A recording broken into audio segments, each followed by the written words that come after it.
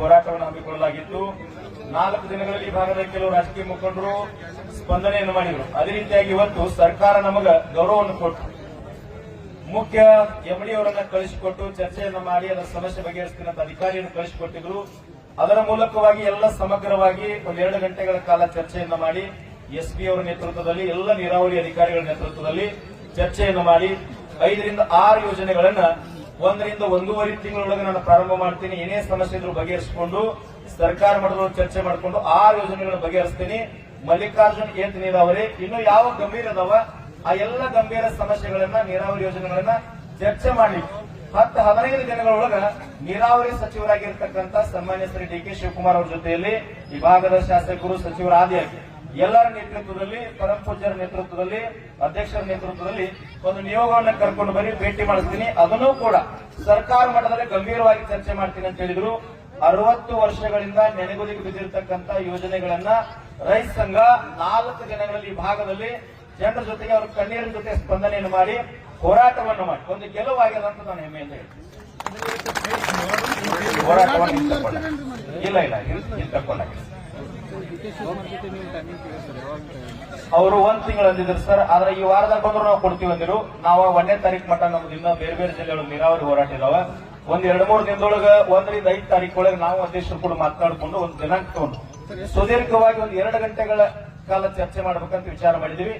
100% ವಿಶ್ವಾಸದ ಸರ್. ಸರ್ಕಾರ ಜೊತೆ ಗಂಭೀರವಾಗಿ ಚರ್ಚೆ ಮಾಡ್ತೀವಿ. ನಾವು 4 ದಿನದೊಳಗ ಹೋರಾಟ ಹಿಂತೆಗಿಬೇಕಂತ ಈ ಭಾಗದೊಳಗೆ ಅಧಿಕಾರಿಗಳು ರಾಜಕಾರಣಿಗಳು ಸ್ಪಂದನೆ ಮಾಡಿ ಎಂಡಿ ಅವ್ರನ್ನ ಕಳಿಸಿಕೊಟ್ಟಾರ ಅಂದ್ರೆ ನೀವು ವಿಚಾರ ಮಾಡಬೇಕು. ಮುಂದಿನ ದಿನಮಾನದೊಳಗ 1.5 ತಿಂಗಳೊಳಗ ಈ ಯೋಜನೆ ಪ್ರಾರಂಭ ಆಗಲಿಲ್ಲ ಅಂದ್ರೆ ಡಿ.ಕೆ. ಶಿವಕುಮಾರ್ ಅವ್ರ ಜೊತೆ ಚರ್ಚೆ ಮಾಡಿದಾಗ ನಮ್ಮ ಗಂಭೀರ ಸ್ವರೂಪಕ್ಕ ಅವರು ಪೂರ್ಣ ಪ್ರಮಾಣದೊಳಗೆ ಸ್ಪಂದನೆ ಮಾಡದೇ ಇದ್ರೆ ನಮ್ಮದು ಏನದ ಅಂತಂದ್ರೆ ಹುಕ್ಕೇರಿ ಸರ್ಕಲ್ ಒಳಗೆ ಹೋರಾಟ ಇರುವುದಿಲ್ಲ. 1 ಲಕ್ಷ ಜನರನ್ನ ತಗೊಂಡು 10 ಟೋಲ್ ಬಳಿ ಹೋರಾಟ ಏನ್ ಅಡ್ಡಿ ಆದ್ರೂ ಸರ್. 1.5 ತಿಂಗಳೊಳಗೆ ಮಾಡ್ತೀನಿ ಅಂತ ಮಹಾತ್ಮರ ನೇತೃತ್ವದೊಳಗೆ ಮಾತು ಕೊಟ್ಟಿದಾರ. ಇಲ್ಲಿ ಹುಕ್ಕೇರಿ ಒಳಗೆ ಹೋರಾಟ ಆಗುದಿಲ್ಲ. ಬೆಂಗಳೂರೊಳಗೆ ಎಂಡಿ ಆಫೀಸ್ ಚಾವಿಯಾಗಿ ಹೋರಾಟ ಮಾಡ್ಬೇಕು.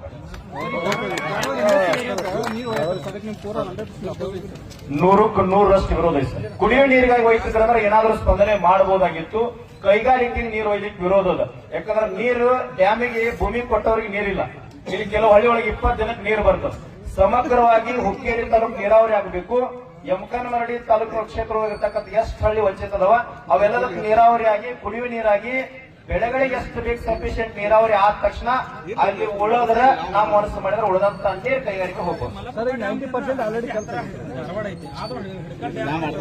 ಸರ್. ಈಗ ಏನಾಗಕೈತಿ ರಾಜಕಾರಣ ನಿಮಗೂ ಗೊತ್ತದ, ನೀವು ಪ್ರಶ್ನೆ ಮಾಡಕತ್ತೀರಿ, ನಮಗೂ ಗೊತ್ತದ, ನಾವು ಉತ್ತರ ಹೇಳಕತ್ತೀವಿ. ಅದ್ರ ಹೆಂಗಾಗ್ಯಾರ ಇವ್ರ ರಾಜಕಾರಣ ನಮ್ಗೆ ಸಂಬಂಧ ಬೇಕಾಗಿಲ್ಲ.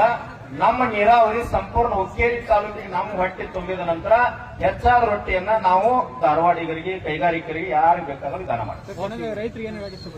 ಏನಿಲ್ಲ ಸರ್, 4 ದಿನ ಹೋರಾಟ ಮಾಡ್ಲಿಕ್ಕೆ ಗದಗ, ರಾಯಚೂರು, ಬಳ್ಳಾರಿ, ಕೊಪ್ಪಳ, ಧಾರವಾಡ, ದಾವಣಗೆರೆ, ಬಿಜಾಪುರ, ಬಾಗಲಕೋಟೆ, ಯಾದಗಿರಿ ಎಲ್ಲ ಜನ ಬಂದು ಸಹಕಾರ ಕೊಟ್ಟಿದ್ದಾರೆ. ಹುಕ್ಕೇರಿ ಜನರಿಗೆ ಅಷ್ಟ ಸಂಬಂಧ ಅಲ್ಲ.